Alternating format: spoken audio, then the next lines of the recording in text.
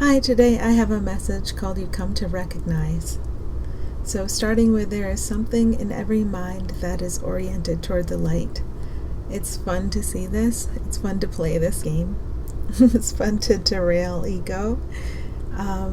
In myself, I've noticed I've carried for a long time a judgment toward doctors. So if I drop that and if I look at every mind and if I say there is something in every mind that is oriented toward the light with no thought of what would come next,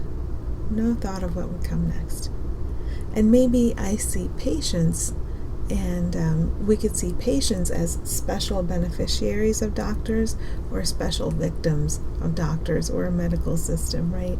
But if we're looking at what we think of as minds, then we would look at a person. Usually when we're thinking of mind, we associate it with a person, but really mind is everywhere. So if we think of the patients, there is something in every mind that is oriented toward the light. Everything is taken care of from that point. Everything. From this point of seeing where every mind, and there's some place within every mind where it's oriented toward the light, that's pretty much all you need to know about anyone. Now, ego's going to slice and dice and pick out this thread and that thread and judge these threads positively and these threads negatively and direct us on that basis. And we're still in the middle of being directed on the basis of all the decisions we're making, all the beliefs from ego. We still believe about everyone and everything, and we're running along on that engine. We're still being guided by it. But in the meantime, we can use time gently to reorient back toward what is true of everyone and everything all together. There is something in every mind that is oriented toward the light. And when I stop to remember this, it doesn't matter how much I'm still running on ego's engine. What matters is I can have this moment and have this willingness. And have this willingness expand every time I have this moment. And be happy about what's in every mind. And to understand this happiness I'm experiencing about what's in every mind, the way I feel deeply reassured by the pure light that is present within every mind, is oriented toward the light, the way I feel so deeply reassured and so happy, so cared for, so loved in this moment, that's the important thing. And when I catch myself in crazy town again, I know how to get back to this moment. And every time I take this moment, I allow myself to expand into it. And I trust just a little bit more for what is here in this light that I share with everyone. I trust just a little bit more to let it be in charge. And that's enough. I have a little place to which I can keep returning. And as I regain my sanity, I stop leaving it. That's enough. That's enough for all of us. And then next was, to be clear, we are talking about light with no opposite. This is where my reassurance comes from. When I rest in the light with no opposite. Not a light that's going to triumph over dark. Not a light that's right, where something we have been habitually calling dark is wrong. Not opposites, right? Just the light or the glow or whatever you want to call it. The power, the blessing, whatever you want to call it, that has no opposite. We go within, into the mind. It has no opposite. We go all beyond bodies, because we're not bodies, right? We're not going into a body when we go within. We go within, deeply into the mind, the one mind we share. We go within, and there's no opposite deeply in here. So when we say light, this doesn't have an opposite. Nothing has ever opposed it. We've imagined the limits of time and space. And within the limits of time and space that we've insisted on seeing and experiencing, we've imagined something that could oppose light. But the light we experience here is also imagined. If it's an innocence that something terribly guilt-ridden can triumph over and destroy, if it's a light that can be dimmed, then that's the fake light. And I wanted to see the fake light just as much as I wanted to see the fakery of dark. That's the show I came to see. But what I am with you is the light that has no opposite, and darkness was only imagined. And if I'm going to imagine a darkness that can't exist, I have to imagine a fake light as a victim that the darkness can triumph over. So that's what that was all about. And it's already in the past. The drama I came to see and experience is already in the past, but I seem to find myself within it, and that is okay. Because we have pathways out everywhere, and we're walking through and out of it together right now. That's what we're doing. Okay, the only self you can blame is a separate self, which doesn't exist. Isn't that funny? So when we find ourselves in the energy of blame, we're trying to, if you pin the tail on the donkey, well, what if there's no donkey? There's nothing to pin it on. It seems in a story, with believing that the being you are is a body and there are other bodies, believing those bodies are real. That's what we pin the blame on. We pin the blame on personalities, bodies. We perceive these personality-body combos as having separate pasts. So this personality-body combo that is me has a past and it's real. And the personality-body combo I see over there is real separate from me and it has a real past, so that is separate from me. That's the matrix of what I imagine. That's the show I came to see. That's it. And so what Holy Spirit, or what we all are together, what the power we all are together can do, is to pick up each and every separate little piece of that drama I made in my insanity, and I have to take responsibility for it, or I can't get to the root of it. I can't get the spatula under the whole thing unless I take responsibility for 100% of the drama. But what are you supposed to do over there? Well, you're the same I, so it's the same for you. When you take responsibility for 100% of the drama you see and experience, then you let Holy Spirit put its spatula under the entire drama, not under a layer of it, but under the whole thing. Then we allow it to be transformed. Use every aspect of it, used as an instrument to lead all the divine souls through and out of the nightmare we made. And I'll say I made, so I can take full responsibility, because anyone can. Then I see everyone I call else being led through and out of the nightmare with me. There's no one separate, there's no one left behind. Okay, there is no you versus another, but there is always you with the other as you, past all limits perceived. So when I have the energy of me versus something, some misfortune, right?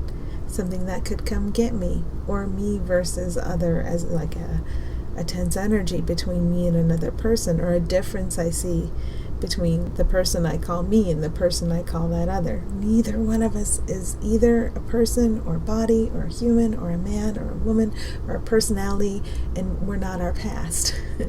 We're not any of those things. We appear to be, and we never have to deny that. The story looks exactly like the story in all its many facets, and we never have to pretend that the story isn't the story. I don't pick up a storybook and say it's not a storybook. But it's fortunate that I know it's a storybook and it's not my life. It's very fortunate that I know it's a work of fiction and it's not my life. When we're acting out the story, it feels like we're right in the middle of it. It feels very real, and we never have to deny it. But even in that it feeling very real state, we can call in Spirit to be the guide. We can look inward towards Spirit and put Spirit in charge of absolutely everything. And if we have to pause many, many times to reset to this, It's okay. We're babies, we're learning, we're stumbling, and we're stumbling all together like a class of preschoolers, and it's okay. We're very loved, and we're shown the way. So just going back over that, there is no you versus another one or another thing. You are without opposite. What you are with everyone and everything. You're one good thing. And this goodness hasn't ever had an opposite. Have I can take full responsibility, imagined an opposite to the goodness I actually am? I sure have, yes. And it feels very real to me. And I have to take 100% responsibility. And if you fully take 100% responsibility before I do, you snap my eyes open and I wake up and everything. I get to leave very easily and quickly. But we're all here to do our work, and it doesn't matter who does it first. So I can take 100% responsibility. And when we're taking responsibility, we're not blaming anybody. So blame, we can flush down the toilet. If it revisits us, we can flush it down again. Because it's an addiction. We have an addiction, and we keep going back to our addiction. And we relapse, and then we get a moment of clarity, and then we relapse, and then we have to be really patient and gentle with ourselves, because we're addicted to believing ego thoughts. And ego thoughts make the world of strife we experience. So we have to be very, very, very patient and gentle with ourselves and everyone, as deeply as we know how to be.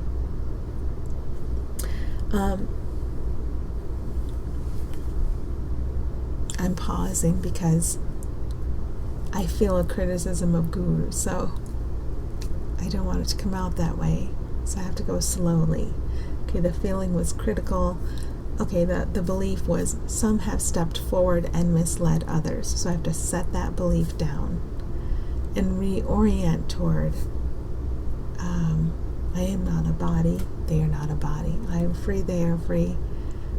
I am still as God created me. They have always been as God created them. I may have projected fear upon them.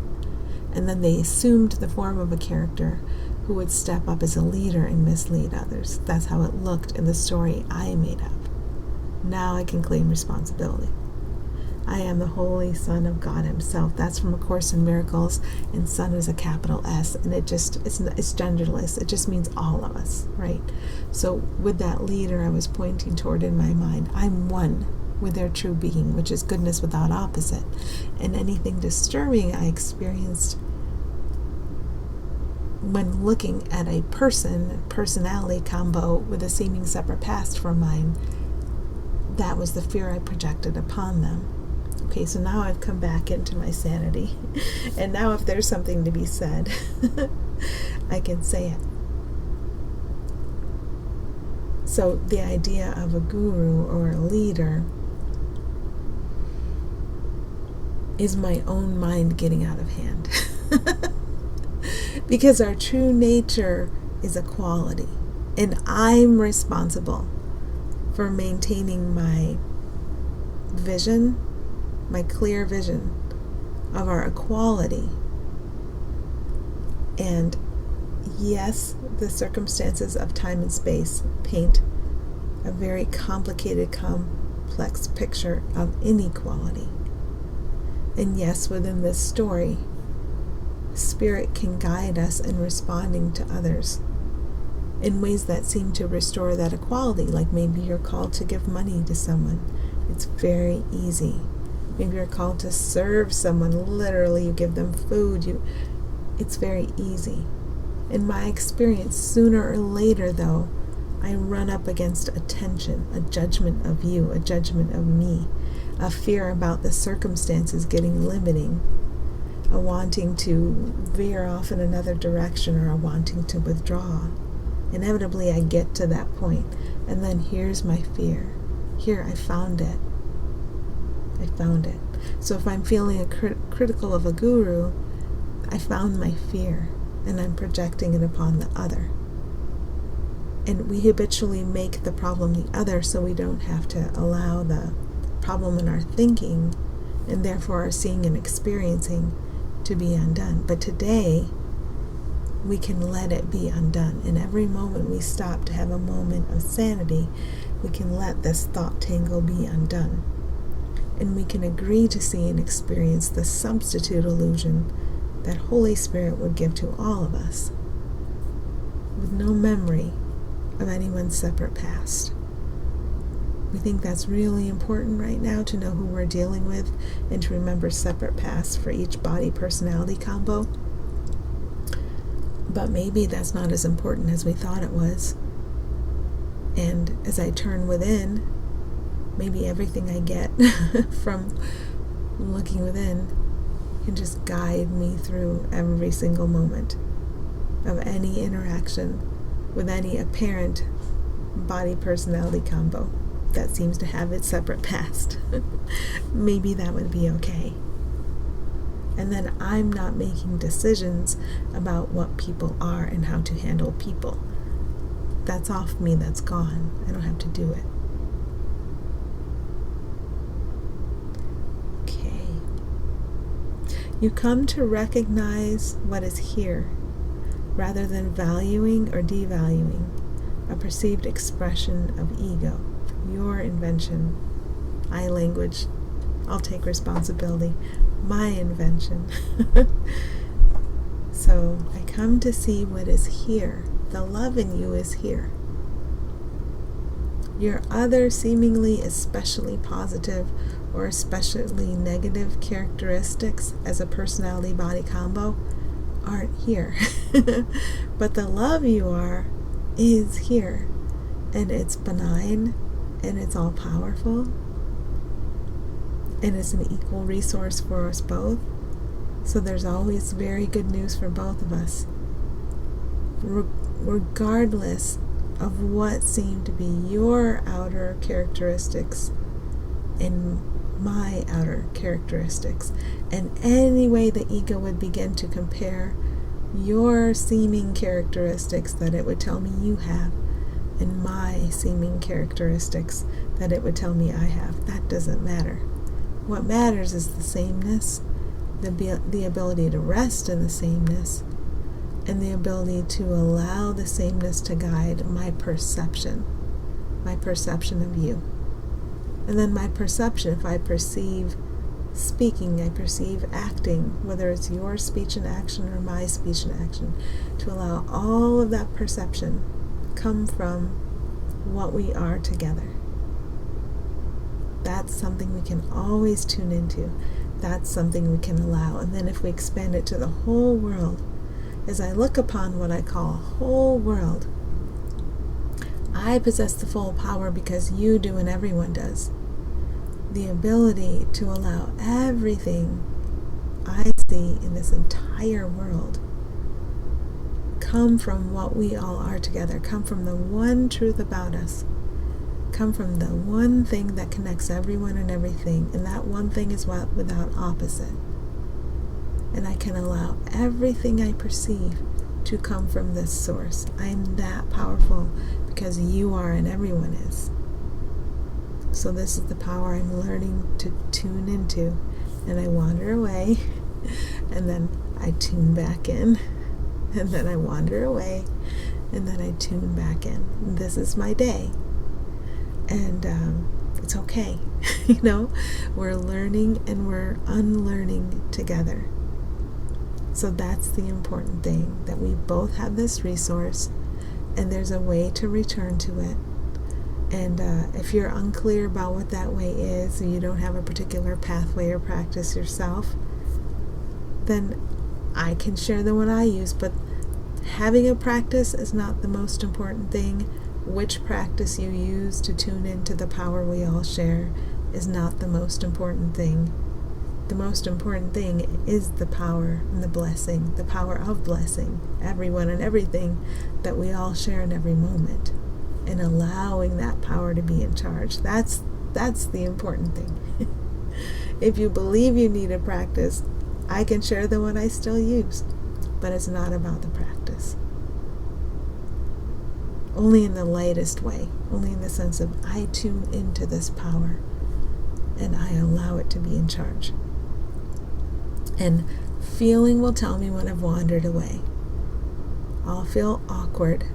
I'll feel uncertain. I'll feel doubtful. And then I have to find my way back. Now, it still seems to me that it's easier when I'm not in a busy social situation to stay in this place. But everything's practice. And so wherever we seem to be, we have the opportunity to practice. Okay. Wishing you well. Thank you.